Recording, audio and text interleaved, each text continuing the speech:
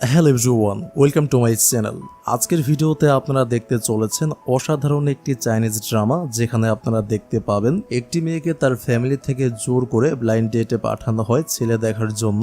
কিন্তু সে যেহেতু বিয়েটা করতে চায় না, এই জন্য সে তার বিয়েটা ভাঙার জন্য নানা রকম কাণ্ড কারখানা করতে থাকে এবং শেষ পর্যন্ত সে বিয়েটা ভাঙতেও পারে। কিন্তু পরের দিন যখন সে অফিসে যায়, তখন সে জানতে পারে আজকে তাদের অফিসে নতুন সিইও জয়েন করবে। আর সেই নতুন বস আর কেউ নয়, হ্যাঁ ঠিক ধরেছেন, আগের দিন সে যার সঙ্গে ব্লাইন্ড ডেটে গিয়েছিল সেই ছেলেটি। আর এরপর শুরু হয় একের পর এক মজার কাণ্ড কারখানা, যা আপনাকে হাসাবে, আনন্দ দিবে এবং ভিডিওর শেষ পর্যন্ত আপনাকে ধরে রাখবে। আশা করছি এই ড্রামাটা আপনাদের ভালো লাগবে। তো চলুন তাহলে শুরু করছে, থাকুন আমার সাথে ভিডিওর শেষ মুহূর্ত পর্যন্ত।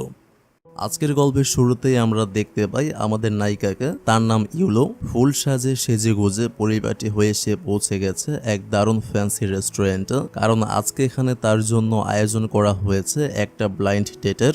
রেস্টুরেন্টে ঢুকে ইউলো চারপাশে তাকাতে থাকে, চোখে খোঁজ কে হতে পারে সেই ছেলেটা যার সঙ্গে আজ প্রথম পরিচয় হবে তার। হঠাৎ করে ইউলোর চোখ গিয়ে পড়ে এক সুদর্শন ছেলের দিকে। চেহারায় একটা স্মার্টনেস আছে, দেখে মনে হয় এই বুঝি সেই ডেট পার্টনার। ইউলো একটু ইতস্তত করে ছেলেটার দিকে এগিয়ে যেতে চায়, কিন্তু ঠিক সেই মুহূর্তে ছেলেটা ওয়েটারকে ডেকে কিছু একটা অর্ডার করে। ওয়েটার যখন খাবার দিতে আসে, তখন ছেলেটা নিচু হয়ে এমন ভাবে ক্যামেরা চালু করে যেন সে ওয়েটারের প্রাইভেট অংশের ছবি তোলার চেষ্টা করছে। এক ঝলক দেখেই ইউলোর চোখ স্থির হয়ে যায়। ইউলো মনে মনে ভাবে, ছি কি নোংরা লোক একটা, এর সঙ্গে ডেট অসম্ভব। ঠিক তখনই ইউলোর পেছন থেকে আরেকজন ছেলে হেঁটে আসছিল। তাকে দেখেই ইউলোর মাথায় এক বুদ্ধি আসে। ইউলো ছেলেটার হাত ধরে তাড়াহুড়ো করে বলে, শোনো প্লিজ 5 মিনিটের জন্য আমার নকল বয়ফ্রেন্ড হয়ে যাও এখনই। ছেলেটা কিছু না বুঝেই ইউলোর সঙ্গে হাঁটতে শুরু করে। ইউলো তাকে নিয়ে পৌঁছে যায় সেই প্রথম ছেলেটার সামনে।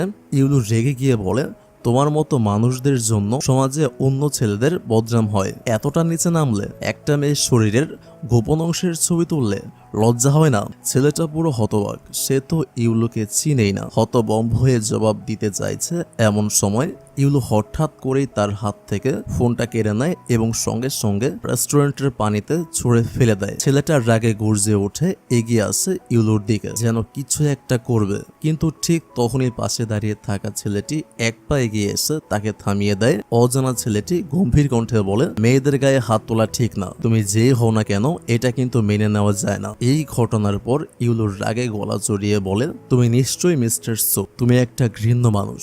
ছেলেটা ভ্রু কুঁচকে জবাব দেয়, আমি মিস্টার সু? না না, আপনি ভুল করছেন, আমি মিস্টার সু নই।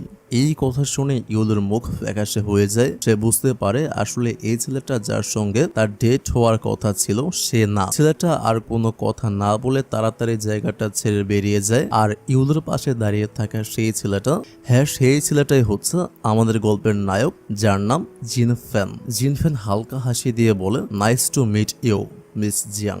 তো এই ছেলেটার মুখে মিস জিয়াং নামটা শুনে ইউলি এবার বুঝতে পারে যে এই ছেলেটাই যার সঙ্গে তার ব্লাইন্ড ডেট হওয়ার কথা। তো জিনফেন নম্রভাবে মাথা ঝুঁকিয়ে বলে, হ্যাঁ আমি সেই ব্লাইন্ড ডেট পার্টনার।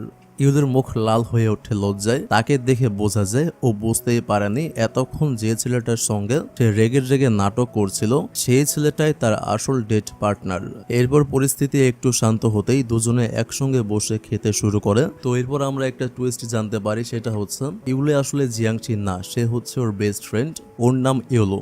আর জিয়াংচির বাবা মা তার ফ্রেন্ড জিয়াংশিকে জোর করে এই ডেটে পাঠাতে চেয়েছিল, কিন্তু ওর তো কোনো ইচ্ছেই নেই বিয়ে করার, তাই সে এখানে আসতে রাজি হয়নি। তাই সে তার বেস্ট ফ্রেন্ড ইউলোকে এখানে পাঠিয়েছে। তবে গল্প এখানে ধীরে ধীরে জমে উঠতে থাকে। ইউলো আজ তার বেস্ট ফ্রেন্ড জিয়াংশির হয়ে এসেছে এই ব্লাইন্ড ডেটে। জানে জিয়াংশু কোনোভাবেই বিয়ে করতে চায় না, তাই ইউলোর একমাত্র লক্ষ্য এই ডেটটা যেন একদমই সাকসেস না হয়। তো এরপর ইউলো শুরু করে তার অভিনয়। কথা বলছে খুব রুক্ষভাবে, চোখের কোণে কোনো সৌজন্য নেই। রেস্টুরেন্টের দামি খাবারগুলোকে একের পর এক খারাপ বলতে থাকে। ইউলো নাক ছিটকে বলে, এই স্যুপটা কি এমন জঘন্য টেস্ট আমি জীবনে খাইনি। এই রেস্টুরেন্টটা তো শুনলাম ভালো, অথচ দেখছি পুরো বাজে মানের। শুধু খারাপ মন্তব্যেই থেমে থাকে না ইউলো, খাবার আসতেই শুরু করে গপ গপ করে খাওয়া রীতিমতো রাক্ষসের মতো, যেন কেউ তাকে কয়েকদিন না খাইয়ে রেখেছিল। চিনে চিনে সবচেয়ে অদ্ভুত সাউন্ড করে খাচ্ছে, সবার সামনে কোনো সংকোচ নেই। এদিকে জিনফ্যান শান্তভাবে সবকিছু লক্ষ্য করছে। সে তো বুঝেই গেছে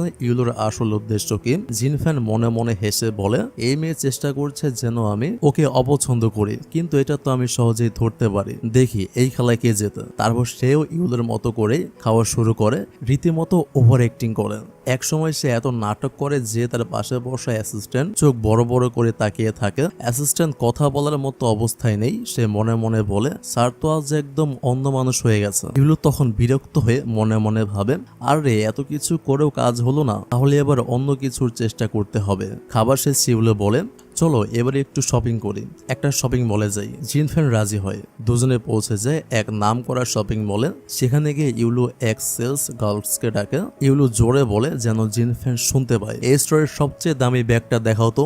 সেলস গার্ল একটু চমকে উঠে জবাব দেয়, কালকে আমাদের এখানে একটা নতুন ব্যাগ এসেছে, দাম 8 লাখ টাকা। এই কথা শুনে ইউলোর চোখ কপালে উঠে যায়। ইউলো মনে মনে ভাবে, এটা তো আমি নিজেও ভাবিনি যে এত দামি হবে। আসলে ইউলোর প্ল্যান ছিল জিনফ্যান যাতে এই ব্যাগটা না কিনতে পারে আর প্রমাণ হয়ে যায় সে আসলে কৃপণ বা গরিব। কিন্তু ঘটনা একেবারে উল্টো হয়ে যায়। জিনফ্যান স্মিত হেসে সেলস গার্লকে বলে, এই ব্যাগটা তো ভালো, তবে এর থেকেও দামি কিছু থাকলে যেন স্টোরে রাখা হয়, যাতে আমার প্রেয়সী সবসময় পছন্দ মতো ব্যাগ পায়। ইউলু চোখ বড় বড় করে তাকিয়ে থাকে। সে বুঝে যায় জিনফ্যান শুধু ধনী নয়, তার অনেক বড় মন রয়েছে। এরপর জিনফ্যান হেঁটে এসে ইউলোর সামনে দাঁড়ায়। জিনফ্যান গম্ভীর কণ্ঠে কিছু একটা বলতে গিয়েও শান্ত কণ্ঠে বলে, তুমি ভেবেছো আমি বুঝি না? তুমি শুরু থেকে চেষ্টা করছো এই ডেটটা ফেস্তে দিতে। শোনো, আমি তোমাকে বিয়ে করতে পাগল হয়ে যাইনি, আমাকেও জোর করেই পাঠানো হয়েছে এই ব্লাইন্ড ডেটে। কিন্তু তার মানে এই নয় নিজেকে ছোট করে উপস্থাপন করব। তুমি যদি আমাকে পছন্দ না করো তাহলে সরাসরি বলো, এত নাটকীয়তার প্রয়োজন কি? ইউলু চুপ করে যায়। সে কোনো উত্তর খুঁজে পায় না, কারণ সত্যিটা তো জিনফ্যান ঠিকই ধরে ফেলেছে। জিনফ্যান শপিং মলের এক কোণে চোখ রাখে। একটা জুতো তার নজর কাড়ে। সে সেলস গার্লের দিকে তাকিয়ে বলে, এই জুতোর একটা জোড়া যেন ওর জন্য রেডি রাখা হয়, ওর পছন্দ হবে। অবশ্যই ইউলু তখন জানতেও পারে না তার জন্য জিনফ্যান এমন একটা ছোট কিন্তু সুন্দর ভাবনা রেখেছে। পরদিন সকাল ইউলোকে দেখা যায় তাড়াহুড়ো করে রেডি হতে, আজ অফিস আছে। আর সে যথারীতি আবারও দেরি করে ফেলেছে। ঠিক তখনই দরজায় কড়া নাড়ে এক লোক। লোকটি বলে, আপনার বেস্ট ফ্রেন্ড এসেছেন। ইউলো দ্রুত বাইরে বেরিয়ে আসে আর তখনই দেখে ওর বেস্ট ফ্রেন্ড জিয়াংশি বাইক নিয়ে দাঁড়িয়ে আছে। দুজনের স্কুল জীবন থেকেই একে অপরের ছায়ার মতো বন্ধু। এই দৃশ্য এক দারুণ বন্ধুত্বের স্মৃতি জাগিয়ে তোলে। অফিসের দৃশ্য। আজ অফিসের সবার মধ্যেই অদ্ভুত উত্তেজনা, কারণ আজ অফিসে আসছে নতুন বস। সবাই মতো চলে এসেছে, ঘড়ির কাঁটা ধরে প্রস্তুতি চলছে। আর অন্যদিকে ইউলো যথারীতি আজও দেরি করে চলে আসে অফিসে। সবার সামনে দাঁড়িয়ে ইউলো নিজেকে গুছিয়ে নেয়। সেই মুহূর্তে দরজা দিয়ে অফিসের নতুন বস এসে ঢোকে। ঠিক তখনই রুমের দরজা দিয়ে প্রবেশ করে জিনফ্যান, সঙ্গে তার অ্যাসিস্ট্যান্ট। সবাই অবাক হয়ে তাকিয়ে থাকে। নতুন বস হিসেবে যেই মানুষটাকে সবাই স্বাগত জানাতে এসেছে সে যে জিনফ্যান সেটা বুঝে এক মুহূর্তের জন্য নিঃশব্দ হয়ে পড়ে গোটা অফিস। তবে সবচেয়ে বেশি অবাক হয় ইউলো মনে মনে ভাবে, এটা কি সত্যি? এটা কি জিনফ্যান? সেই জিনফ্যান যার সঙ্গে আমি গতকাল জিয়াংশি সেজে ডেটে গিয়েছিলাম। ঘামতে শুরু করে ইউলো। আর কোনো কিছু না ভেবেই সে সঙ্গে সঙ্গে নিজেকে লুকিয়ে ফেলে এক কোণায়। কিন্তু লুকিয়ে থেকেই বা লাভ কি? জিনফ্যান তো তাকে দেখে ফেলেছে। ধীরে ধীরে সে এগিয়ে আসে ইউলোর দিকে। ইউলো পেছাতে পেছাতে একসময় দেয়ালে গা ঠেকে যায়। আর তখনই জিনফ্যান তার দিকে তাকিয়ে হালকা হাসি দিয়ে বলে, আচ্ছা এই ব্যাপার। সে চোখে চোখ রাখে ইউলোর গলায় ঝুলে থাকা আইডি কার্ডের দিকে তাকায়, যেখানে স্পষ্ট লেখা ইউলো। জিনফ্যান মুচকি হেসে বলে, তুমি তাহলে জিয়াংশি নও? তারপর একটু সামনে এসে হালকা বাঁকা গলায় বলে, কেমন আছো মিস জিয়াংশি? ইউলো কিছু বলতে পারে না। তাকে দেখে মনে হয় একে তো ধরা খাওয়ার ভয়, তার উপর অফিসের নতুন বস হয়ে এসেছে সেই মানুষটাই। ইউলো চুপ করে থাকে। ততক্ষণে অফিসে শুরু হয়েছে বসকে ওয়েলকাম করার আয়োজন। সবার সামনে এমপ্লয়িরা নাচ শুরু করে দেয়। আর চূড়ান্ত অস্বস্তির মধ্যে পড়েও ইউলোকে সেই গ্রুপ পারফরমেন্সে অংশ নিতে হয়। নাচতে নাচতে ইউলোর চোখ যায় জিনফ্যানের দিকে। আর সে দেখে জিনফ্যান শুধু তাকিয়ে আছে তার দিকেই। তাকে দেখে মনে হয় হাসছে না, রেগেও নেই, শুধু শুধু নীরব পর্যবেক্ষণ। ইউলো মনে মনে ভাবে কাল ওকে যেভাবে ঠকিয়েছে আজ ওর সামনে আবার দাঁড়িয়ে নাচছি, লজ্জায় তো মাটির নিচে ঢুকে যেতে ইচ্ছা করছে। ঠিক তখনই অফিসে প্রবেশ করে আরেকজন চরিত্র, জিন ফ্যানের বড় ভাই নাম ফ্যান। সেই হচ্ছে এই গল্পের দ্বিতীয় নায়ক। অফিসের পরে নাচ গান শেষ, অফিসের সবাই আবার কাজে ব্যস্ত হয়ে পড়ে। ইউলো গিয়ে বসে পড়ে নিজের ডেস্কে। কাজে মন দিতে চাইলেও মন তার উড়িয়ে যাচ্ছে। ইউলো মনে মনে ভাবে আজকের এই সিচুয়েশনটা আমি কিভাবে সামলাবো। কাল যার সঙ্গে ব্লাইন্ড ডেটে গিয়েছিলাম সেই এখন আমার বস, ধরা তো খেয়ে গেছে, এবার কি হবে।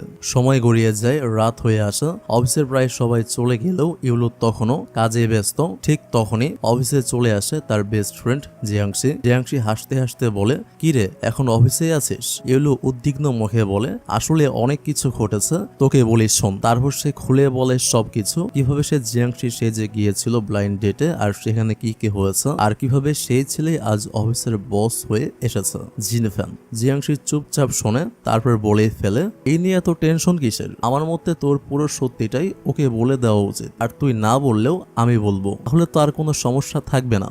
আর হ্যাঁ, এতটুকু জিনিস কখনো ভেঙে পড়বি না। তুই কি ভুলে গেছিস তোর পাশে আমি সবসময় আছি, তোর বেস্ট ফ্রেন্ড জিয়াংশি আছি না? এই কথা শুনে ইউলের মুখে হালকা হাসি ফিরে আসে। এরপর জিয়াংশি বলে, আমার মা আবার একটা ব্লাইন্ড ডেট ঠিক করেছে, আর আমি তো জানি না কবে শেষ হবে এই ডেটের যন্ত্রণা। তুই কি আমার হয়ে আবার যাবি? ইউলো মৃদু হেসে বলে, তুই জানিস আমি কি ঝামেলায় পড়েছি, আর তুই বলছিস আমি আবার তোর হয়ে যাব সেই ব্লাইন্ড ডেটা? ইউলো আরো বলে, না এবার থেকে আমি আর যাচ্ছি না। তুই চাইলে আমি পাহাড়ে উঠবো, পাহাড় থেকে লাফ দেবো, তবুও কোনো ডেটে আর যাব না। আমি যা ফেসেছি তাতে আমার শিক্ষা হয়ে গেছে। দুজনে হেসে ওঠে। একটা ঝামেলা কাটলেও সামনে যে আরো কিছু ঘটার অপেক্ষা সেটা বোঝাই যাচ্ছে। পরদিন সকাল, অফিসের সবাই যথারীতি ব্যস্ত। ইউলু নিজের ডেস্কে বসে মন দিয়ে কাজ করছে। চোখে ঘুম নেই, মনে দুশ্চিন্তার ছায়া স্পষ্ট। ঠিক তখনই হঠাৎ করে জিন ফ্যানের অ্যাসিস্ট্যান্ট এসে হাজির হয় ইউলুর ডেস্কে। অ্যাসিস্ট্যান্ট রোবোটিক ভঙ্গিতে বলে, মিস্টার জিনফ্যাং আপনাকে ওনার অফিসে যেতে বলেছেন। ইউলু অবাক হয়ে তাকিয়ে থাকে, তারপর ধীরে ধীরে মাথা নিচু করে মুখটা লুকিয়ে ফেলে। অফিসের অন্যান্য সহকর্মীরা বিস্ময়ে তাকিয়ে বলে, এই মেয়েটাকে বস কেন ডাকছে? ইউলু মনে মনে ভাবে, আবার কি হলো, এবার কি কাণ্ডে পড়ছি আমি। জিনফ্যান চুপচাপ বসে আছে, সামনের টেবিলে রাখা কিছু ডিজাইন ফাইল মন দিয়ে দেখছে। সে থেমে যায় একটা এসে একটা ম্যাগাজিন ডিজাইন, আর সেটা এক দৃষ্টে দেখতেই থাকে। জিনফ্যান হালকা মুগ্ধ হয়ে বলে, এই ডিজাইনটা তো অসাধারণ, কে করেছে এটা? অ্যাসিস্ট্যান্ট বলে দেয়, স্যার এটা ইউলু করেছে। জিনফ্যান চোখ বন্ধ করে হালকা হাসে। ঠিক তখনই অ্যাসিস্ট্যান্ট আরেকটা মোটা ফাইল টেনে এনে তার সামনে রাখে, বলে, স্যার এগুলো মিসেস মিংশো পাঠিয়েছেন, সবগুলো ব্লাইন্ড ডেট লিস্ট। কাল সকাল 7টায় প্রথম ডেট, আপনি যেন মিস না করেন। মিসেস মিংশো মানে হচ্ছে জিনফ্যানের মা। জিনফ্যান অস্বস্তিতে বলে, কি বলো, আমি আবার এসব ডেটে যাব? মা আবার কি শুরু করলো? এইসব মেয়েদের সঙ্গে এক এক করে সময় কাটানো এতই কি সহজ? সে ফাইলটা একরকম বিরক্ত নিয়ে বন্ধ করে রাখে। ঠিক তখনই দরজায় নক হয়। ইউলু ঢুকে পড়ে রুমে, চোখে ভয়, মুখে দ্বিধা। জিনফ্যান চোখ সরিয়ে ফাইল থেকে সরাসরি ইউলুর চোখে চোখ রাখে, বলে, তোমাকে একটা কাজে লাগতে হবে ইউলু। আমার গার্লফ্রেন্ড সেজে আমার মায়ের সঙ্গে দেখা করতে হবে। ইউলু হকচকিয়ে বলে, কি? না না, আমি এটা পারবো না। জিনফ্যান ঠান্ডা গলায় চোখের শীতল চাপ নিয়ে বলে, তুমি যদি না যাও তাহলে আমি সবাইকে বলে দেব তুমি কে ছিলে সেদিন সেই ব্লাইন্ড ডেটে। তুমি জিয়াংশি নও, ইউলু, রাইট? আর সেটা যদি সবাই জানে যে তুমি অন্যের হয়ে ছেলেদের সঙ্গে ব্লাইন্ড ডেটে যাও, তাহলে তোমার ক্যারেক্টারের দাগ লেগে যাবে। ইউলুর মুখে তখন আতঙ্ক। ইউলু চোখ বড় বড় করে বলে, তুমি ব্ল্যাকমেল করছো আমাকে? জিনফ্যান অবিচল গলায় বলে, না, আমি শুধু তোমাকে সুযোগ দিচ্ছি সত্যিটা লুকিয়ে রাখতে। তুমি চাইলে সেটা পারো। কিছুক্ষণ চুপ থেকে ইউলু মাথা নিচু করে রাজি হয়ে যায়, কারণ তাছাড়া তার কাছে উপায় নেই। জিনফ্যান এটাও বলে দেয়, যদি সে এই কাজটা না করে তাহলে তার চাকরিটা থাকবে না। এই জন্য তাকে বাধ্য হয়ে রাজি হতে হয়। আর জিনফ্যান তখন ঠোঁটে একটুখানি হাসি দিয়ে বলে, ভালো, তাহলে আজ রাতে দেখা হবে। তো শপিং মল সিকোয়েন্স। রাত, জিনফ্যান ইউলুকে নিয়ে আসে একটা বিলাসবহুল শপিং মলে। ইউলু একের পর এক ড্রেস ট্রাই করছে, একটাও জিনফ্যাং এর পছন্দ হচ্ছে না। জিনফ্যান বিরক্তি নিয়ে বলে, তুমি কি বুঝছো না, তোমাকে আমার মায়ের সামনে খুব এলিগেন্ট আর রিচ গার্লের মতো লাগতে হবে। ইউলু মাঝে মাঝে দরজার ফাঁক দিয়ে বলে, এই তো দেখো এটা কেমন। জিনফ্যান না করে বলে, না, পরেরটা ট্রাই করো। এভাবে চলতে চলতে শেষমেশ ইউলু এক গর্জিয়াস ড্রেস পরে বের হয়, চোখে হালকা মেকআপ, সাজসজ্জা নিখুঁত। জিনফেন তাকিয়ে থাকে কিছুক্ষণ চুপচাপ। জিনফেন নরম গলায় বলে, এইবার ঠিক হয়েছে, একদম পারফেক্ট। এরপর তারা দুজনে জিনফেংয়ের বাড়িতে পৌঁছায়। দরজায় দিয়ে ঢোকার সময় জিনফেন ইউলুর হাত ধরতে চায়। ইউলু হাত সরিয়ে বলে, তুমি এটা কেন করছো? জিনফেন গম্ভীর গলায় বলে, আমার এখন প্রেমিক প্রেমিকা, মায়ের সামনে অভিনয় তো করতে হবে তাই না? সে জোর করে ইউলুর হাত ধরে ফেলে। ইউলু কেঁপে ওঠা, কিন্তু কিছু বলতে পারে না। আর তখনই প্রথমবার দেখা হয়ে যায় জিনফেন এবং নানফেং এর মা মিসেস মিংসোর সঙ্গে। জিনফেং এর বাড়ির ড্রয়িং রুম চওড়া খুশির আলোয় মোড়া। মিসেস মিংসো অর্থাৎ জিনফেং এর মা ইউলুকে দেখে একদম খুশি হয়ে যায়। মিসেস মিংসো আবেগ ভরা গলায় বলে, অবশেষে আমার ছেলের একটা গার্লফ্রেন্ড হলো। আমি তো ভাবতেই পারিনি তুই কাউকে পছন্দ করবি।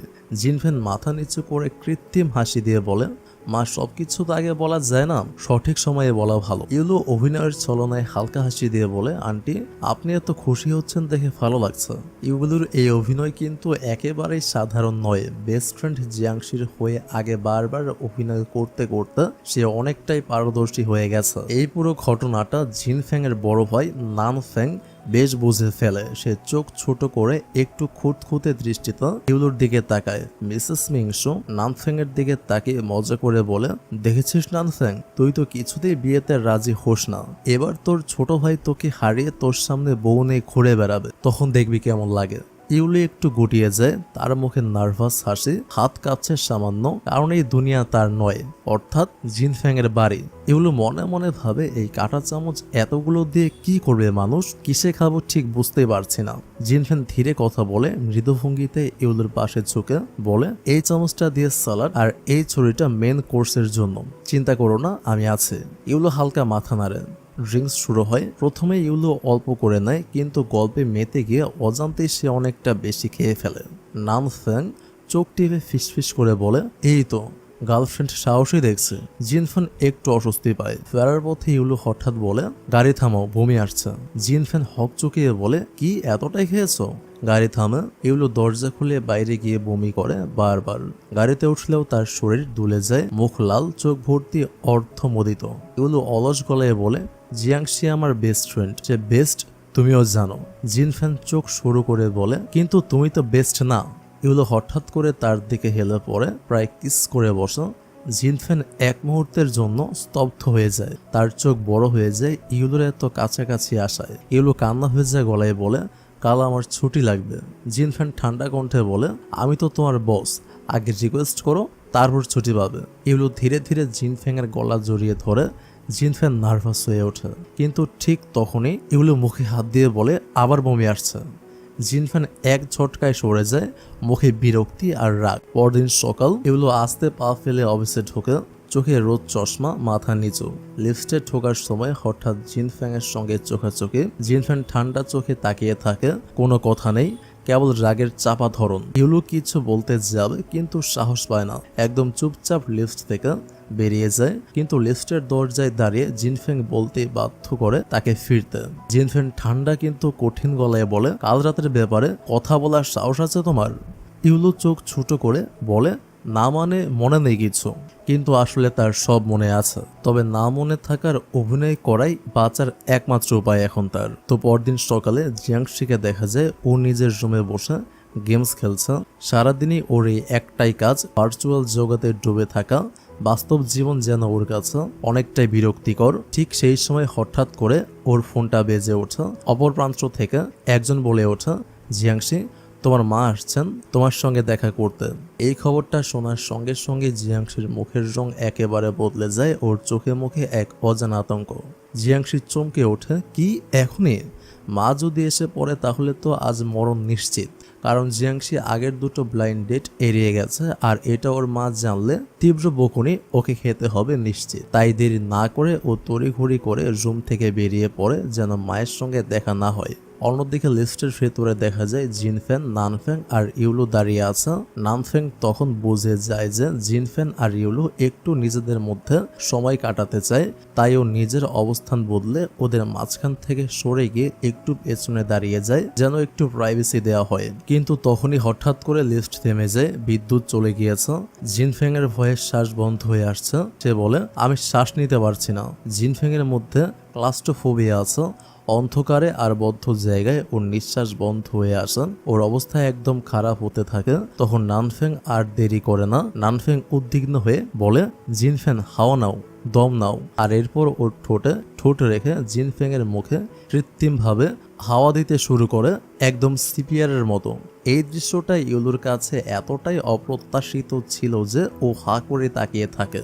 ঠিক তখনই লিফট খুলে যায় আর লিফটের দরজায় দাঁড়িয়ে থাকে জিয়াংশির মা বাবা। ওদের চোখে সেই মুহূর্তটা যেন কিছু অন্যভাবে ধরা পড়ে। দুজন ভাইকে একে অপরের ঠোঁটে ঠোঁট ছোঁয়াতে দেখে মনে হয় ওরা চুমু খাচ্ছে। ঠিক তখনই হঠাৎ করেই বেরিয়ে আসে জিয়াংশি। ও এই দৃশ্যটা দেখে থমকে যায়। নানফেং এর চোখ পড়ে জিয়াংশির উপর, আর প্রথম দেখাতেই জিয়াংশিকে দেখে একটা অন্যরকম ভালো লাগা জন্ম নেয় ওর মনে। জিনফেং এর দৃষ্টি কিন্তু তখন ইউলুর দিকে নয়, সে তাকিয়ে থাকে জিয়াংশির দিকে, যার সঙ্গে ওর ব্লাইন্ড ডেট হওয়ার কথা ছিল। জিনফেং মনে মনে বলে, এই তো সেই মেয়ে জিয়াংশি। ওদিকে জিয়াংশি নানফেংকে দেখে বেশ মুগ্ধ হয়ে যায়। সবাই তখন এলোমেলো অবস্থায় দাঁড়িয়ে, অস্বস্তিকর নীরবতা। জিয়াংশির মা বাবা কিছু না বলে চোখ মুখ শক্ত করে চলে যায়, কারণ বকা দেওয়ার মতো পরিস্থিতি তখন আর রইল না। ইউলো এরপর জিয়াংশির হাত ধরে টেনে ওকে দ্রুত ওই জায়গা থেকে সরিয়ে নিয়ে যায়। ইউলো বেশ গম্ভীরভাবে বলে, তুই জানিস আজকে কি দেখেছি আমি? সবকিছু জিয়াংশিকে খুলে বলে ইউলো, কিভাবে সিপিআর এর মতো করে ঠোঁটে ঠোঁট ছোঁয়ানো হচ্ছিল, কি মনে হতে পারে অন্যদের কাছে। জিয়াংশি হাসতে হাসতে বলে, আরে ওসব ছাড়, ওরা দুই ভাই, আমি মনে করি ওদের মধ্যে কিছু নেই।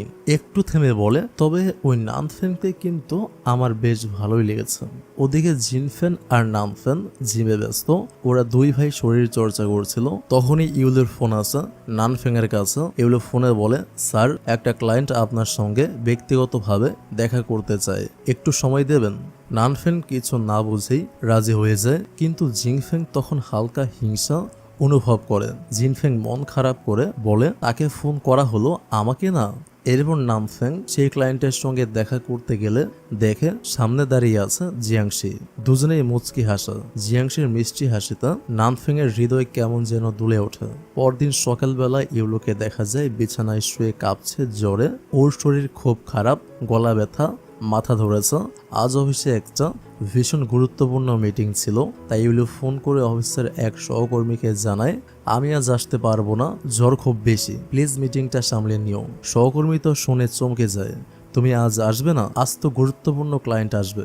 অফিসের গুরুত্বপূর্ণ মিটিংটা শুরু হতেই জিনফেং চারপাশে তাকিয়ে খেয়াল করে ইউলো এখনো আসেনি। ওর কপালে চিন্তার ভাঁজ পড়ে, মনটা অস্থির হয়ে ওঠে। মিটিং শুরু হয়। জিনফেং যথারীতি খুব প্রফেশনাল ভঙ্গিতে কথা বলতে থাকে, কিন্তু চোখের মুখে একরকম অস্বস্তি ফুটে ওঠে। ঠিক তখনই ওর ফোনে আসে এক মেসেজ, ইউলো আজ আসতে পারছে না, ওর শরীরটা খুব খারাপ। এই কথা বলতেই এক মুহূর্ত না ভেবে জিনফেং মিটিং মাঝপথেই ছেড়ে দেয়। সবার চোখে বিস্ময়, কেউ কিছু বোঝে না, শুধু অবাক দৃষ্টিতে তাকিয়ে থাকে তার দিকে। তো এবার সিন কাট হয়। ইউলু তখন ঘরে শুয়ে আছে, মুখটা কুঁচকে আছে জ্বরে কষ্টে। হঠাৎ করেই কলিং বেল বাজে। সে ধীরে ধীরে গিয়ে দরজা খুলতেই হাঁপাতে হাঁপাতে দেখতে পায় জিনফেং দাঁড়িয়ে আছে, হাতে ওষুধের ব্যাগ, মুখে উদ্বিগ্নতা।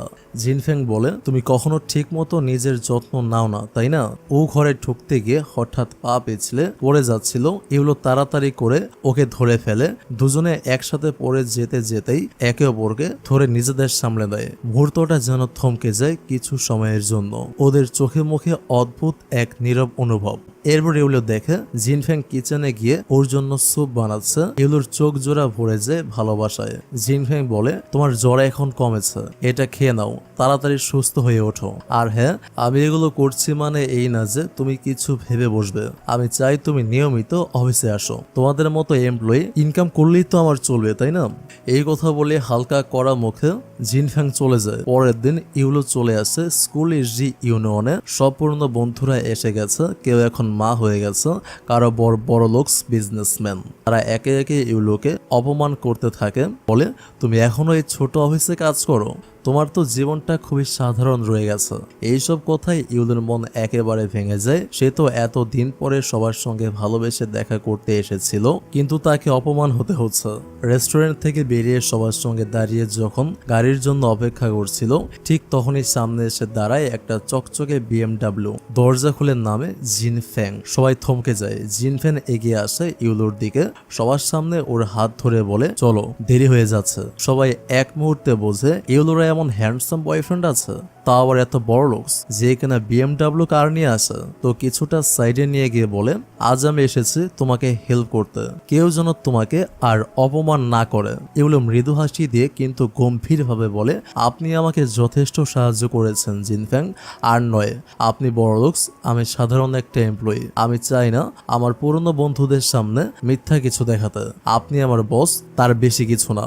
আর হ্যাঁ, কাল থেকে আমি ব্লাইন্ড ডেটে যাচ্ছি, আমাকে এবার বিয়ে করতে হবে। এই কথাগুলো শুনে জিনফ্যাং একদম চুপ করে যায়, চোখে বিস্ময় আর মনের মধ্যে জমে ওঠে রাগ। কিছু না বলে ইউলো সোজা হাঁটা দেয় জিনফ্যাং এর পাশ দিয়ে। পেছনে দাঁড়িয়ে থাকা জিনফ্যাং শুধু তাকিয়ে থাকে হতবম্ব, চোখে একরাশ কষ্ট।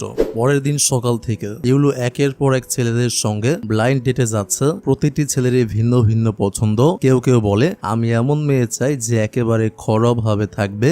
আরেকজন বলে, আমার প্রেমিকা টিকটকে ভাইরাল হতে হবে। কিন্তু তাদের কেউই, যত বড়ই স্যাট হোক না কেন, কাউকেই ইউলোর পছন্দ হয় না। ওর চোখে বিরক্তি, মনে ক্লান্তি। অন্যদিকে নানফ্যাং আর জিয়াংশি, ওরা দুজন আজ প্রথমবার ডেটে এসেছে। রেস্টুরেন্টের টেবিল জুড়ে হাসি, গল্প আর একে অপরের চোখে চোখ রাখা, দুজনেই খুশিতে যেন চকচক করছে। জিয়াংশি হেসে বলে, তুমি জানো এই দিনটার জন্য আমি কতদিন অপেক্ষা করেছি? নানফ্যাং মৃদু লাজুক ভঙ্গিতে বলে, আমিও মনে মনে চেয়েছিলাম আজ তুমি যেন হ্যাঁ বলো। সন্ধ্যাবেলা ইউলো আবার আসে এক ব্লাইন্ড ডেটে। ছেলেটা স্মার্ট, কিন্তু চোখে একটা অদ্ভুত চাহনি। ডেটের মাঝখানে ইউলো বলে, আমি একটু ওয়াশরুম থেকে ঘুরে আসছি। সে যেই না যায়, ছেলেটার মুখে এক শয়তানি হাসি। খাবারের ছবি ছবি কিছু একটা মিশিয়ে দেয় সে। নির্বিকার ভঙ্গিতে আবার মোবাইলে মুখ গুজে বসে পড়ে। ইউলো ফিরে আসে, আর কিছু না বুঝেই খাবার খেতে শুরু করে। ছেলেটা তাকিয়ে তাকিয়ে দেখতে থাকে একটা নির্মম অপেক্ষা। অবশ্য তখন নানফ্যাং জিনফ্যাং এর রুমে বসে জিয়াংশির সঙ্গে ফোনে কথা বলছিল। হঠাৎ ও বলে, তুমি জানো ইউলো আজ ব্লাইন্ড ডেটে গেছে?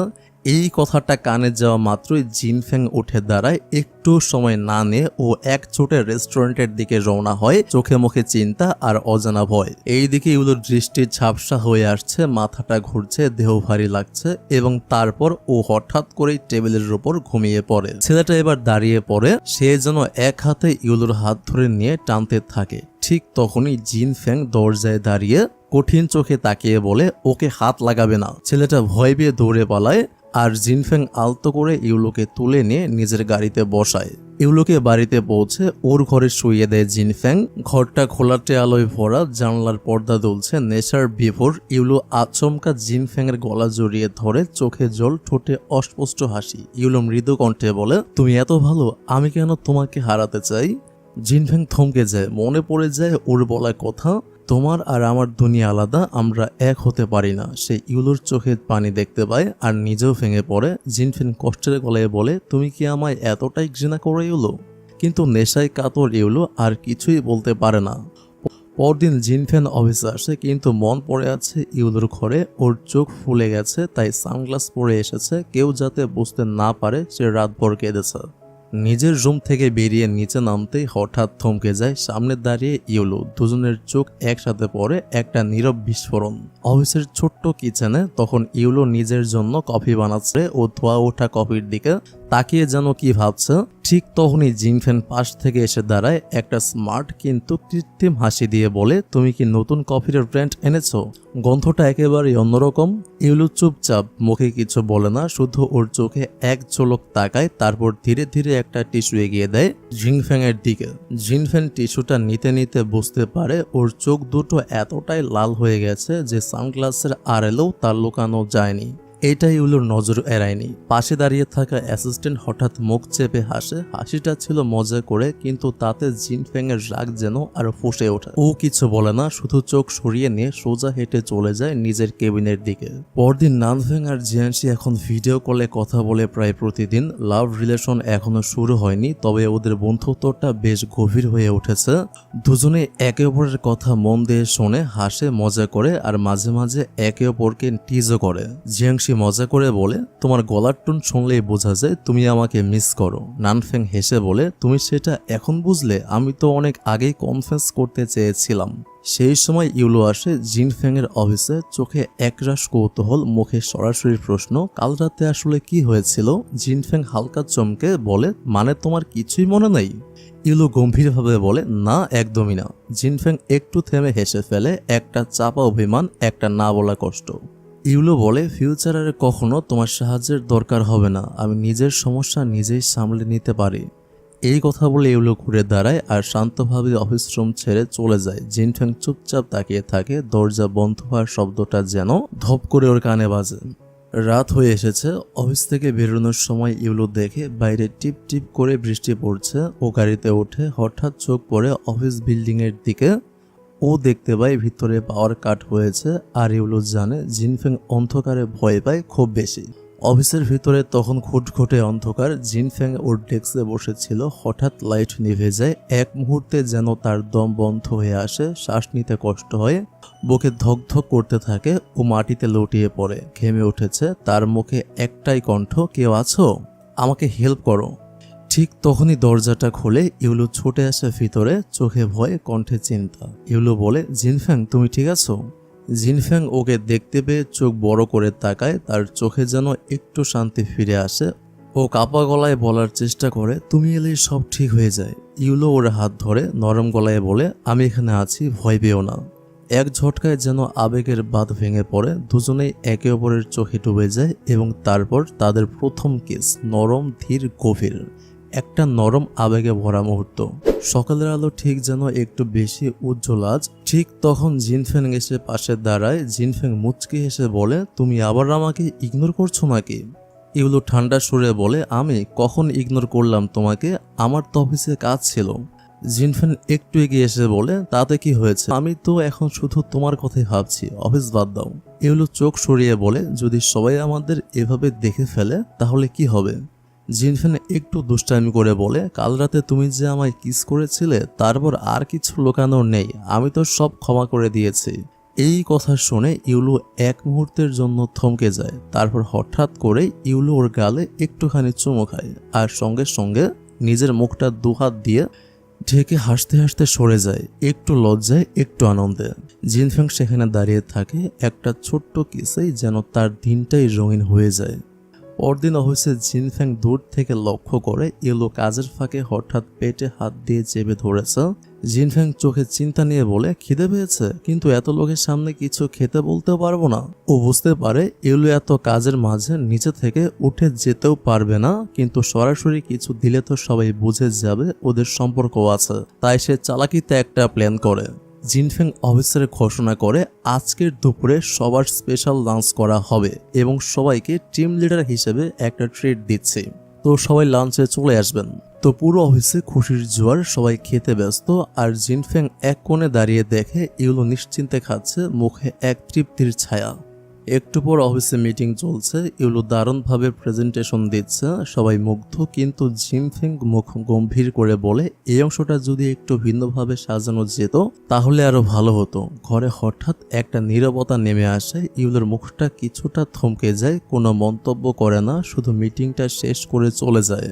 কিছুক্ষণ পর ইউলো আসে জিনফেং এর অফিস রুমে। জিনফেং উঠে আসে, ওর হাতে হাত রাখে, একটা দৃঢ় ভঙ্গিতে ওকে নিজের চেয়ারে বসিয়ে দেয়। জিনফেং নরম গলায় বলে, মিটিংয়ে আমি ছিলাম সিইও জিনফেং, কিন্তু এখন আমি তোমার সামনে দাঁড়িয়ে আছি একজন প্রেমিক হয়ে। তখন যা বলেছি প্লিজ তুমি রাগ করে থেকো না।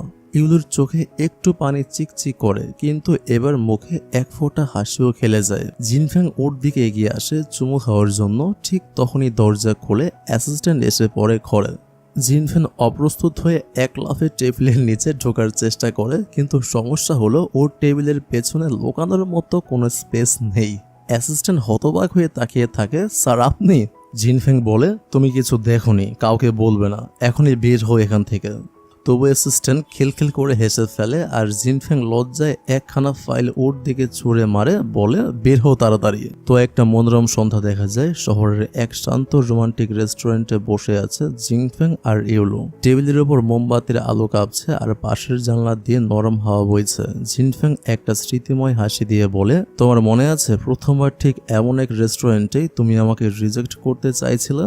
ইউলো মুচকি হেসে কাজ ঝাঁকিয়ে বলে, তুমিও তো তখন পরিষ্কার করে কিছু বলনি, আমি জানতামই না তুমি কি চাও আসলে। তখন তুমিও তো চেয়েছিলে বিয়েটা ভেঙে দিতে, তাই না? জিনফেং এবার সিরিয়াস গলায় চোখে গভীরতা নিয়ে বলে, তখন তো মায়ের কথায় বাধ্য হয়ে এসেছিলাম ব্লাইন্ড ডেটে, কিন্তু এখন আমি সত্যি চাই বিয়ে করতে। আর তুমি নিশ্চয়ই জানো আমি কাকে বিয়ে করতে চাই। ইউলো মুখ নিচু করে দেয়, কিন্তু ঠোঁটে লুকানো হাসি খেলে যায়। জবাব না দিলেও চোখে কিছু একটার ইশারা ছিল। হঠাৎই জিনফেং এর ফোনটা বেজে ওঠে। ওভার থেকে মায়ের কণ্ঠ, তোর ছোটবেলার বন্ধু চিউ চিউ ফিরে আসছে, শোন, কিছু মনে আছে? জিনফেং চমকে উঠে ফোনটা কেটে দেয়। জিনফেং ভেতরে চিন্তিত, ইউলো তো জানেই না চিউ চিউ কে, বললে কি ভাববে। একটু পর সে বলে, সামনের সপ্তাহে আমার একজন পুরনো ফ্রেন্ড আমেরিকা থেকে ফিরছে, তোমার ওর সঙ্গে পরিচয় করিয়ে দিব, ওর নাম চিউ চিউ। এই কথা শুনে ইউলের মুখটা হালকা বিবর্ণ হয়ে যায়। ভেতরে একটা কষ্ট লুকোচ্ছে সে খুব নিঃশব্দে, যেন সে বিশ্বাসই করতে পারছে না যে জিনফেং এর কোনো মেয়ে ফ্রেন্ড থাকতে পারে। তো রেস্টুরেন্ট থেকে বের হওয়ার সময় একটা আকর্ষণীয় স্টাইলিশ মেয়ে সামনে এসে দাঁড়ায়, যার নাম চিউ চিউ। ইউলো একটু দূরে দাঁড়িয়ে চমকে ওঠে, চোখে অবিশ্বাস, মনে এক অজানা অস্বস্তি। পরদিন চিউচু অফিসে জয়েন করে প্রজেক্ট ম্যানেজার ডিপার্টমেন্টে। চিউচু এর সৌন্দর্য, ব্যবহার, স্টাইল দেখে অফিসের সবাই কানাঘুষো করতে শুরু করে, এই মেয়েটাই নিশ্চয়ই জিনফেং এর হবু স্ত্রী। ওদের বিয়েটা তো আগে থেকেই ফিক্সড ছিল শুনেছি। এই কথাগুলো ইউলোর কানে আসে, আর প্রতিটা বাক্য যেন ওর হৃদয়ে ধাক্কা লাগে। তো এরপর দৃশ্যে ইউলো কফি বানাচ্ছিল, চোখের সামনে ঝাপসা হয়ে আসে সবকিছু। ঠিক তখনই জিনফেং পাশে এসে দাঁড়ায়। জিনফেং বলে, তুমি ঠিক আছো? ইউলো কষ্ট চেপে বলে, তোমার সেই চাইল্ডহুড ফ্রেন্ড চিউ চিউ, তোমাদের বিয়ে নিশ্চয়ই ফাইনাল হয়ে গেছে, তুমি তো খুব শিগগিরই ওকে বিয়ে করতে যাচ্ছ, তাই না? জিনফেং হতবাক হয়ে বলে, কি, তুমি সিরিয়াসলি এটা ভাবছো? তুমি কি একটু হলেও জেলাস হচ্ছ? ইউলো বলে, আমি কেন জেলাস হব, আমার কিছু যায় আসে না। জিনফেং নরম অথচ ধীরেভাবে বলে, তুমি জানো তো আমি সবসময় চেয়েছি আমাদের রিলেশনটা পাবলিক করতে, তোমার জন্যই তো থেমে আছি, তুমি রাজি হচ্ছ না। ইউলো এবার একটা দীর্ঘশ্বাস ফেলে বলে, আমি এখন কাজটা শেষ করছি, পরে কথা বলবো।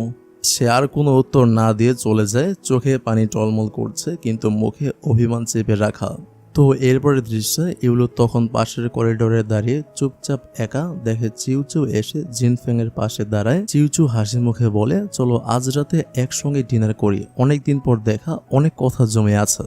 এই কথাগুলো ইউলোর কানে স্পষ্টভাবে পৌঁছে যায়। তার চোখ ধীরে ধীরে ভিজে ওঠে।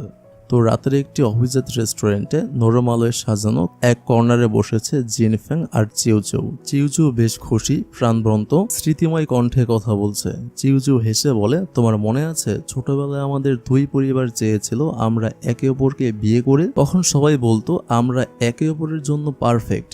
জিনফেং মুখে সৌজন্যের হাসি রাখলেও চোখে বিরক্তির ছায়া। চিউচু উচ্ছ্বসিতভাবে বলে, চলো না একদিন তোমার মাকে নিয়ে দেখা করে তাকে সারপ্রাইজ দিই, পুরোনো দিনের কথা মনে করিয়ে দিই।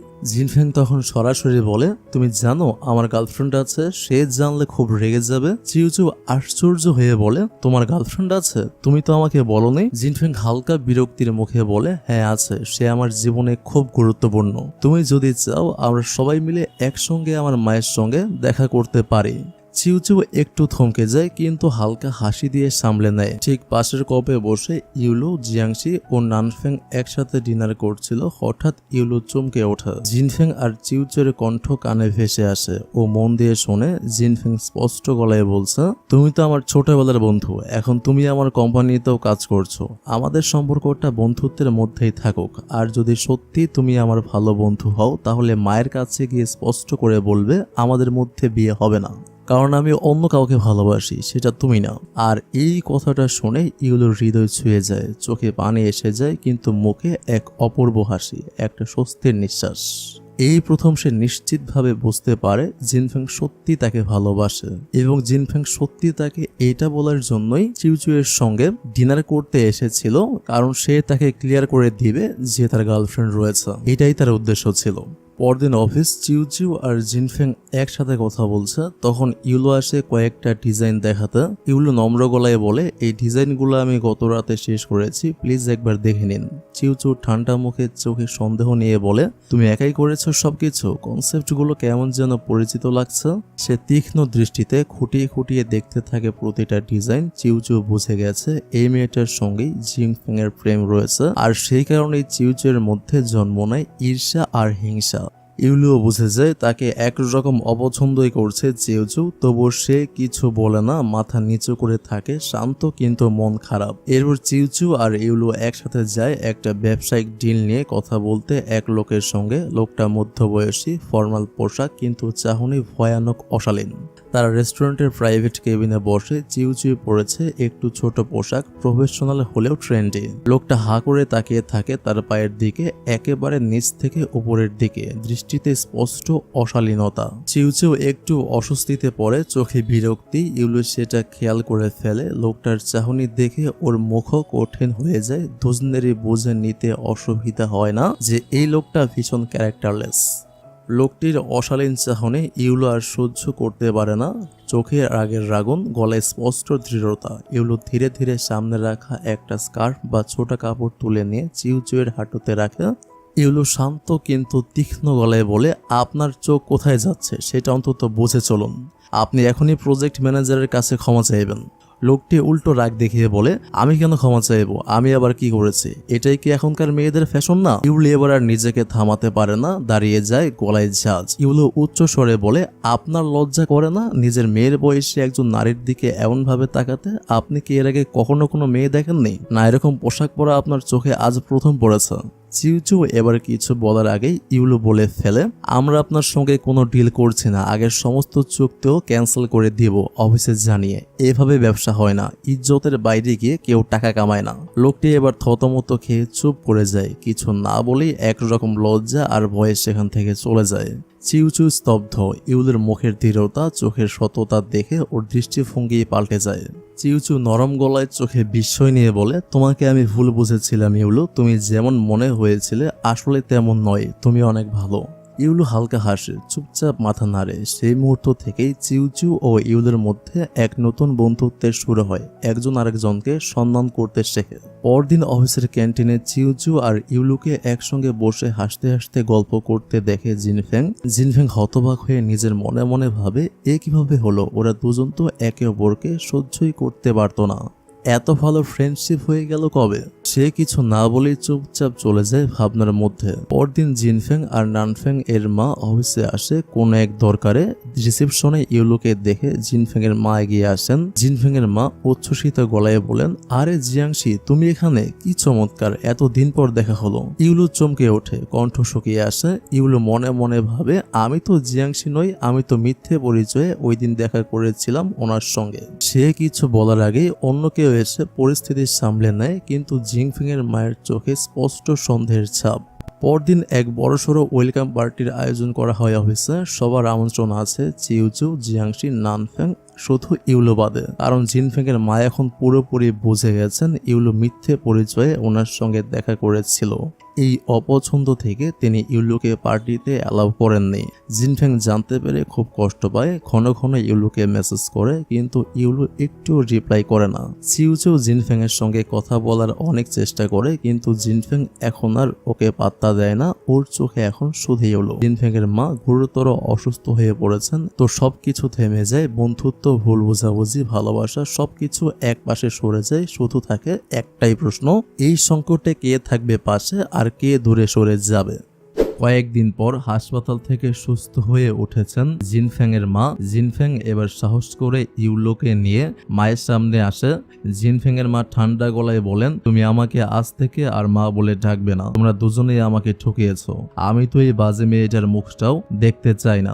ইউলো স্তব্ধ হয়ে যায়। জিনফেং বিস্মিত, হতবাক। জিনফেং এর মা বলেন, আমি চেয়েছিলাম আমার ছেলে একজন একটা ভালো মেয়ে বিয়ে করে সেটেল হোক, কিন্তু তুমি আমাকে এভাবে ঠকাবে এটা আমি কল্পনাও করিনি। নিজের পরিচয় লুকিয়ে তুমি আমার সঙ্গে দেখা করেছো। জিনফেং ধীরে ধীরে তার মাকে বোঝাতে চেষ্টা করে, মা তুমি ভুল করছো, ইউলো এমন কিছু করেনি যা তোমাকে ঠকানোর মতো। কিন্তু মা কিছু শুনতে চান না। ঝগড়া ক্রমেই তীব্র হতে থাকে। ইউলো আর থাকতে পারে না, চুপচাপ রুম থেকে বেরিয়ে আসে।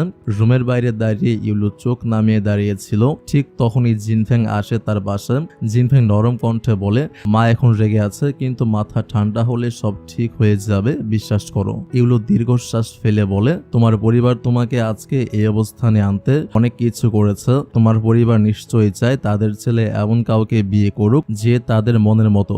আর আমি তো তোমাকে আগেই বলেছিলাম, তোমার আর আমার দুনিয়া এক না। একটু থেমে কণ্ঠে কঠিন সিদ্ধান্তের চাপ এনে ইউলো বলে, চলো আমরা ব্রেকআপ করে নেই। জিনফেং অবাক হয়ে বলে, তুমি যা বলছো ভেবে বলছো তো? ইউলো বলে, আমি সব ভেবে বলছি। আমাদের ব্রেকআপ হয়ে গেলে সব ঠিক হয়ে যাবে। পরদিন সকাল ইউলো সবার আগেই অফিসে আসে। নিজের ডেস্ক পরিষ্কার করে সমস্ত কাগজপত্র গুছিয়ে নেয়, রেজিগনেশন লেটার আর অফিস আইডি জমা দেয়। অফিসের সকল সহকর্মী একে একে এসে বিদায় জানায়। সবাই জানে ইউলো কতটা মেধাবী, কতটা আন্তরিক। ইউলো বলে, thank you everyone, goodbye. অনেক কিছু শিখেছি এই অফিসে। তখনই ওর সবচেয়ে কাছের বন্ধু জিয়াংশি হঠাৎ চলে আসে। জিয়াংশি বলে, এর থেকেও হাই পেইড জব তুই খুব তাড়াতাড়ি পেয়ে যাবি, চিন্তা করিস না। ইউলুর চোখে তখন এক ফোঁটা পানি, কিন্তু হাসি লুকিয়ে রাখে। বন্ধুর পাশে দাঁড়িয়ে মনের সাহস ফিরে পায়। অন্যদিকে বাড়িতে মন খারাপ করে বসে আছে জিনফেং। হঠাৎ ওর বড় ভাই নানফেং এসে বলে, ও চলে গেছে, ইউলো আর এই অফিসে নেই। জিনফেং চুপ করে যায়, কথাও বলতে পারে না, চোখ স্থির হয়ে থাকে। নানফেং এরপর একটা ফাইল বাড়িয়ে দেয়, বলে, এটাতে কিছু ইম্পর্টেন্ট অফিস ডেটা আছে, সিইও হিসেবে তোমার সই দরকার। জিনফেং কিছু না ভেবেই সই করে দেয় ফাইলটাতে। পরদিন অফিসে একটি জরুরি মিটিং ডাকা হয়। জিনফেং সেখানে উপস্থিত হয়। মিটিং চলাকালীন একের পর এক কর্মচারী আলোচনা শুরু করে। কোম্পানির অবস্থা দিন দিন খারাপের দিকে যাচ্ছে। আরেকজন কর্মচারী বলে, আমার মনে হয় এখন এমন কেউ দরকার যিনি কোম্পানিকে আবার টেনে তুলতে পারবেন। জিনফেং উত্তপ্ত কণ্ঠে বলেন, তাহলে বলুন এমন কে আছে এখানে যে এই কোম্পানিকে আগের অবস্থানে ফিরিয়ে আনতে পারবে। ঠিক সেই মুহূর্তেই দরজা খোলে। ধীরে ধীরে হাঁটতে হাঁটতে ভেতরে ঢোকে নানফেং। জিনফেং স্তব্ধ, একেবারে অবাক। ওর চোখে ভাসে, এটা কি হচ্ছে ভাই এখানে? ফ্ল্যাশব্যাকের শুরু। একটা নীরব অফিস ঘর। টেবিলের ওপারে বসে আছে নানফেং, তার সামনে একটি ফাইল। জিনফেং চুপচাপ এসে বসে।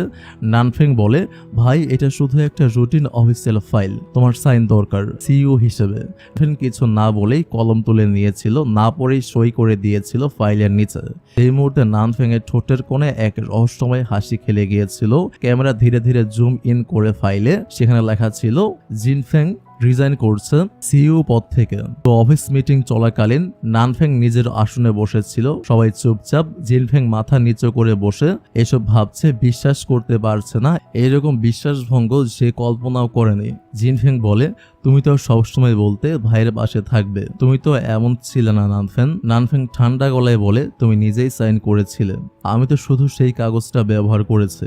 এই খবর জিনফেং এর মা জানার পর চুপ করে বসে থাকেন কিছুক্ষণ। চোখের কোণে পানি, গলার স্বর ভারী হয়ে আসে।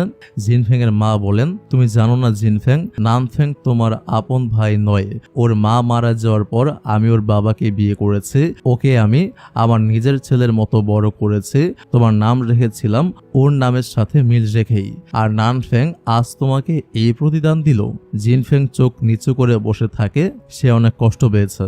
অন্যদিকে ইউলো ঘরে বসে ফোনে স্ক্রল করছে। হঠাৎ চোখে পড়ে এক নিউজ হেডলাইন, যেখানে লেখা রয়েছে, জিনফেং কোম্পানি থেকে রিজাইন করেছে এবং তার ভাই নানফেং সেই জায়গাটা নিয়েছে। এগুলো বিস্ময় ভরা গলায় বলে, নানফেং ও সিইও হয়ে গেছে, কিন্তু জিনফেং সে কোথায়? এগুলো অনেকক্ষণ তাকিয়ে থাকে স্ক্রিনের দিকে, চোখে মুখে মিশ্র অনুভূতি, অবাক, চিন্তিত, বিষণ্ণ। পরদিকে দেখা যায় জিয়াংশি ও নানফেংকে। জিয়াংশির চোখে আগুন, ঠোঁটে ক্ষোভ। জিয়াংশি সোজা তাকিয়ে বলে, আমি ভাবতাম তুমি ভালো মানুষ, তোমার মতো ঠান্ডা মাথার লোক কখনো এমন কিছু করতে পারে ভাবেনি, কিন্তু আমি ভুল ভেবেছিলাম নানফেং। তোমার মুখোশের আড়ালে যে এক ঘৃণ্য লোভী লুকিয়েছিল সেটা আমি বুঝিনি। নানফেং বলে, তুমি কি জানো আমি ছোটবেলা থেকে কিভাবে বড় হয়েছে? এই কোম্পানিটা ছিল আমার বাবার, তবুও সিইও কে হয়েছিল? আমার ভাই জিনফেং। আমি কি যোগ্য ছিলাম না? আমি তো বড় ছেলে, তাহলে কেন আমি হব না সিইও? জিয়াংশি কিছু না বলে বলে চুপচাপ উঠে দাঁড়ায়, কোনো কথা না বলে হেঁটে চলে যায়, পেছনে ফেলে রেখে যায় একাকী নানফ্যাংকে। নানফ্যাং প্রথমে রেগে যায়, কিন্তু কিছুক্ষণের মধ্যেই জিয়াংচির অবহেলা তার ভিতরে এক অদ্ভুত শূন্যতা তৈরি করে। সে চুপ করে বসে থাকে, তার চারপাশে কোলাহল, কিন্তু তার মন অদ্ভুতভাবে নিঃশব্দ। বড় টেবিলের চারপাশে বসে আছেন সমস্ত বোর্ড মেম্বাররা, বাতাসে টান টান উত্তেজনা, সবাই মুখ চাওয়াচাওয়ি করছে। আজকের দিনটা অনেক আগে থেকে ঠিক করা ছিল, আজ জিনফেং এর জায়গায় নানফেংকে নতুন সিইও ঘোষণা করা হবে। একজন সিনিয়র বোর্ড মেম্বার নরম স্বরে বলে, জিনফেং, আপনি যদি নিজে থেকে পদ ছাড়েন তা কোম্পানির ইমেজের জন্য ভালো হবে। জিনফেং চুপ করে আছে, তার মুখে কোনো আবেগ নেই, চোখে কেবল অসীম ক্লান্তি। ঠিক তখনই দরজা খুলে ইউলো ফাইল হাতে মিটিং রুমে ঢুকে পড়ে। ইউলো সরাসরি কণ্ঠে বলে, আমার কাছে সমস্ত প্রমাণ আছে এই কোম্পানি কেন লস খাচ্ছে, আজ সেটা আমি সবার সামনে তুলে ধরব। জিনফেং চমকে উঠে তাকায় ইউলোর দিকে, তার চোখে বিস্ময় ও আনন্দ একসাথে। ইউলো ফাইলের পাতা উল্টে বলে, গত 2 বছরে আমরা অনেকগুলো প্রজেক্ট করেছি, কিন্তু প্রতিটা প্রজেক্ট থেকেই আমরা অপ্রত্যাশিতভাবে লস করেছি। প্রথমে মনে হয়েছিল বাইরের কোনো ত্রুটি, কিন্তু খোঁজ নিতে গিয়ে একটা অদ্ভুত সত্য সামনে আসে। প্রত্যেকটা কনস্ট্রাকশন সাইটে খারাপ মানের ম্যাটেরিয়াল পাঠানো হয়েছে। বোর্ড মেম্বার একজন চোখ বড় বড় করে বলে, কিন্তু আমাদের কোম্পানির তো সবসময় টপ কোয়ালিটির প্রোডাক্ট থাকে। এগুলো গম্ভীর কণ্ঠে উত্তর দেয়, ঠিক তাই প্রশ্ন হচ্ছে কে নকল মালগুলো পাঠাতো। ফ্ল্যাশব্যাক শুরু হয়, এক শান্ত বিকেল, ইউলো একটি কহিসবে বসে রয়েছে, সামনে এসে বসে চিউচু, চোখে মুখে দুশ্চিন্তা। চিউচু ধীরে বলে, আমরা যারা কোম্পানির ওয়্যার হাউসে কাজ করি সবাই জানে আসল মাল কোথায় থাকে, কিন্তু প্রতিবার অর্ডার গেলে সে আসল মালটা পাঠানো হতো না, বরং বাইরে থেকে আনা নকল মাল চলে যেত সাইটে। ইউলো অবাক হয়ে বলে, তাহলে সেই আসল মালটা কোথায় যেত? চিউচু মাথা নিচু করে বলে, কেউ চুপি চুপি আলাদা করে রেখে দিত, কারণ সেই মাল বেচা হতো অন্য পথে। নানফেং স্যার ছাড়া এটা আর কারো অর্ডারে হতো না। ফ্ল্যাশব্যাক শেষ। ইউলো স্পষ্ট গলায় বলে, এই কোম্পানির লসের আসল কারণ হলো ভিতরের কেউ ইচ্ছা করে নকল মাল সরবরাহ করেছে যাতে প্রজেক্টগুলো ধ্বংস হয়, এবং সেই ভিতরের কেউ আর কেউ নয়, নানফেং নিজে। ঘর জুড়ে শুনশান নীরবতা, সবাই এক দৃষ্টিতে তাকিয়ে আছে। একটাই প্রশ্ন, এতদিন আমরা যাকে নেতা ভেবেছিলাম সে কি প্রতারক? জিনফেং ধীরে উঠে দাঁড়ায়, তার কণ্ঠে কঠোরতা আর স্পষ্টতা মিশে আছে।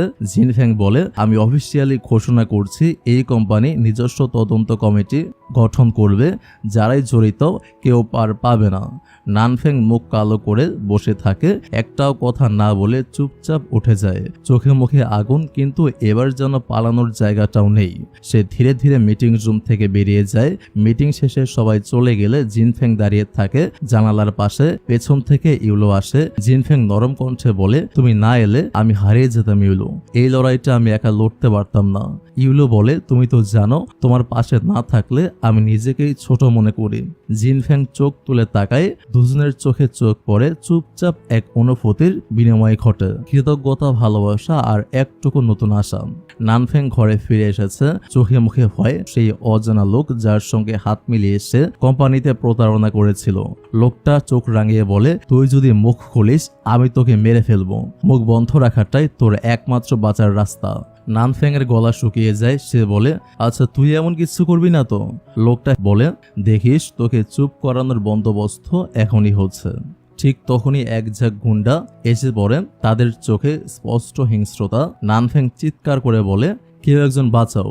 আর তখনই ভেতরে আসে জিনফেং, চোখে আগুন, মুখে কড়া নির্ভরতার ছাপ। জিনফেং দৃঢ় গলায় বলে, তোমরা আমার ভাইকে হাত লাগানোর আগে একবার ভাবো, এবার ভুল করলে শেষবার হবে, মানে লাইফে আর কোনো ভুল করার সুযোগ পাবে না, তার আগে আমি তোমাদের শেষ করে ফেলবো। আর এরপর দুই ভাই একসঙ্গে দাঁড়িয়ে যায়। নানফেং প্রথমে দ্বিধায় ছিল, কিন্তু মুহূর্তেই বুঝে ফেলে আজ তার পাশে দাঁড়িয়ে আছে সেই ভাই যাকে সে ছোটবেলা থেকে হিংসে করত। একটি টান টান অ্যাকশন ঘটে, জিনফেং ও নানফেং মিলে সমস্ত গুন্ডাদের কাবু করে ফেলে এবং দুই ভাই একসঙ্গে গুন্ডাদের হারিয়ে দেয়। নানফেং হাঁপাতে হাঁপাতে বলে, তুমি সত্যি এলে আমাকে বাঁচাতে? জিনফেং বলে, ভাই মানে তো এমনই হয় নানফেং, তুমি সব সময় আমাকে সৎ ভাই ভেবেছিলে, কিন্তু আমি তোমাকে কখনো অজানা ভাবিনি। আমি তোমাকে সবসময় আপন ভাইয়ের মতোই দেখেছি এবং এখনো দেখি। নানফেং নির্বাক, সে অনেক মন খারাপ করে, কারণ সে জিনফেং এর মতো ভালো মানুষের পিছনে লেগেছিল যে তাকে সবসময় আপন ভাইয়ের মতো ভালোবেসেছে। আর সেই মুহূর্তে তার সমস্ত অহংকার ভেঙে গড়িয়ে যায়। সে অনুভব করে ভালোবাসা কখনো হিংসায় বদলে যায় না। পরদিন সকাল, জিয়াংশি রাস্তার পাশে দাঁড়িয়ে আছে। এ সময় ওর কাছে আসে নানফেং, চোখে মুখে অনুশোচনা, ক্লান্তি, লজ্জা। নানফেং বলে, জিয়াংশি, আমি সরি, আমি বুঝতে পারছি আমি কতটা নিচু কাজ করেছিলাম, তুমি আমাকে ক্ষমা করতে পারো? জিয়াংশি কিছু বলে না, চুপচাপ দাঁড়িয়ে থাকে। নানফেং বলে, আসলে আমার গাড়িটা নষ্ট হয়ে গেছে, তুমি কি আমাকে বাড়ি পৌঁছে দেবে? জিয়াংশি বলে, আমি আমার বেস্ট ফ্রেন্ড ইউলু ছাড়া বাইকের পেছনে কাউকে বসাই না।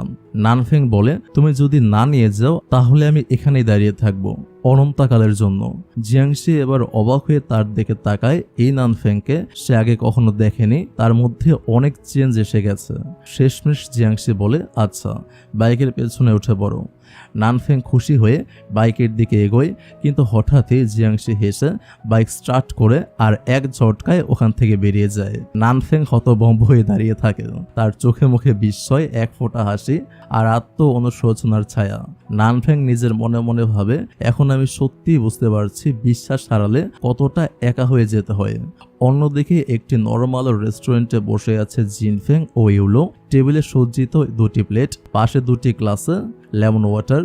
জিনফেং একটু ঘামছে, চোখের টেনশন। জিনফেং ধীরে বলে, আসলে আমি আজ তোমাকে একটা কথা বলতে চাই। ইউলো চমকে তাকায় তার দিকে। ঠিক তখনই পাশে বসে থাকা এক কাপল, ছেলেটা খুব সুন্দরভাবে মেয়েটাকে প্রপোজ করে। সবাই হাততালি দেয়, উল্লাসে ভরে যায় পরিবেশ। ইউলোর মুখে বিস্ময়, চোখে আনন্দ। এমন প্রপোজাল তার বরাবরের স্বপ্ন ছিল। জিনফেং তাকিয়ে দেখে ইউলোর সেই মুগ্ধ চাহনি। সে বুঝে যায়, হ্যাঁ, এটাই সঠিক সময়। জিনফেং মনে মনে ভাবে, আজ আমি আমার ভালোবাসার মানুষকে বলে দেব, তাকে ছাড়া আমার দিনটা শুরু হয় না, রাত শেষ হয় না। জিনফেং বুঝতে পারে স্রেফ একটা সাধারণ প্রপোজালে ইউলোর মন জেতা যাবে না। তাই সে দ্রুত নিজের অ্যাসিস্ট্যান্টকে ফোন করে বলে, দ্রুত সব ব্যবস্থা করো, আমি চাই ইউলো যেন এটা জীবনের সেরা প্রপোজাল বলে মনে করে। পরদিন একটা খোলা জায়গায় বসেছিল জিয়াংশি, তার মুখটা স্থির, চোখে ভাবনার ছায়া। ঠিক তখনই বিয়ারের পোশাক পরে সামনে এসে দাঁড়ায় নানফেং। জিয়াংশি ঠোঁটে একটুখানি হাসি টেনে বলেন, তোমার গরম লাগছে না? নানফেং মাথার বড় হেলমেটটা খুলে ফেলে, ঘামে ভেজা কপালটা মুছতে মুছতে বলে, অনেকক্ষণ ধরেই গরম লাগছে, কিন্তু তোমাকে সারপ্রাইজ দিতে গিয়েই পড়ে আছে। জিয়াংশি বলে, আমি জানতাম এটা তুমি। নানফেং একটা দীর্ঘ নিঃশ্বাস ফেলে বলে, বিশ্বাস করো, তোমাকে ছাড়া আমি কিছুই না, আমি তোমাকে অনেক ভালোবাসি, আমি ভুল করেছিলাম, খুব বড় ভুল, কিন্তু এবার আমি সত্যি বদলাতে চাই, একজন ভালো মানুষ হয়ে তোমাকে ভালোবাসতে চাই। জিয়াংশি তখনও মুখ ফিরিয়ে রাখে, রাগটা যেন ভেতরে জমাট বেঁধেছিল, কারণ সে প্রচন্ড রেগে গিয়েছিল যখন সে দেখতে পেয়েছিল যে তার পছন্দের মানুষ তার বেস্ট ফ্রেন্ডের বয়ফ্রেন্ডের পিছনে লেগেছিল। আর ঠিক তখনই পেছন থেকে নানফেং জিয়াংশিকে জড়িয়ে ধরে। নানফেং নরম গলায় বলে, প্লিজ আমাকে মাফ করে দাও। জিয়াংশি কিছুক্ষণ চুপ করে থাকে, তারপর আস্তে করে চোখ বন্ধ করে ফেলে। আর ঠিক তখনই দুজন একে অপরের দিকে ঘুরে প্রথমবারের মতো গভীরভাবে কিস করে। আর জিয়াংশির সব রাগ যেন ধুয়ে মুছে শেষ হয়ে যায়। অন্যদিকে ইউলো আবার অফিসে জয়েন করেছে, সেই চেনার ডেস্ক যেখানে সে অনেকদিন বসে কাজ করেছে। আজ একটা গুরুত্বপূর্ণ প্রেজেন্টেশন ইউলোর, সবাই তাকে শুভকামনা জানিয়ে দেয়। ইউলো মিটিং রুমে ঢুকে স্ক্রিন চালু করতেই থমকে দাঁড়ায়। স্ক্রিনে বড় বড় অক্ষরে লেখা, will you marry me? Yulo হতভম্ব। মুহূর্তেই জিনফেং সামনে এসে হাঁটু গেড়ে বসে, তার হাতে একটা আংটি। জিনফেং নরম গলায় বলে, তুমি কি আমাকে বিয়ে করবে? ইউলু একটু চোখ সরিয়ে বলে, আগে বলো আমার প্রমোশন কবে দেবে? জিনফেং হেসে বলে, তোমার প্রমোশন নিশ্চিত খুব শীঘ্রই হবে যদি তুমি আমাকে বিয়ে করো। ইউলু তখন হেসে বলে, তাহলে আমি রাজি আছি বস। এই কথা শুনে মিটিং রুম জুড়ে হঠাৎ আনন্দের ঢেউ ওঠে। অফিসের সব কর্মীরা করতালি দিয়ে দুজনকে অভিনন্দন জানায়। জিনফেং ধীরে ধীরে আংটিটা ইউলুর আঙুলে পরিয়ে দেয়, তারপর তাকে কাছে টেনে নিয়ে সবার সামনে একটা চুমু খায়। মুহূর্তটা যেন স্বপ্নের মতো। পাশে দাঁড়িয়ে থাকা নানফেং আর জিয়াংশি দেখি দুজন দুজনের দিকে তাকিয়ে হেসে ওঠে, চোখে মুখে প্রেমের ঝিলিক। আর তখনই শুরু হয় তাদের নিজেদের প্রেমের নতুন অধ্যায়। চিউচু আর জিনফ্যাং এর অ্যাসিস্ট্যান্টের মাঝেও চোখাচোখি হয়। প্রথম দেখাতেই যেন প্রেম। হঠাৎ করে তাদের মাঝেও শুরু হয় নতুন এক ভালোবাসার গল্প। আর এই ভালোবাসা, এই সুরভিত সম্পর্কগুলো নিয়েই শেষ হয়ে যায় আমাদের আজকের এই অসাধারণ সুন্দর হৃদয় ছুঁয়ে যাওয়া লাভ স্টোরিটা। তো কেমন লেগেছে আজকের এই ভিডিওটা সেটা কমেন্ট করতে মিস করবেন না। থ্যাংক ইউ সো মাচ ভিডিওটি দেখার জন্য। Take love and please wait for next video. আল্লাহ হাফেজ।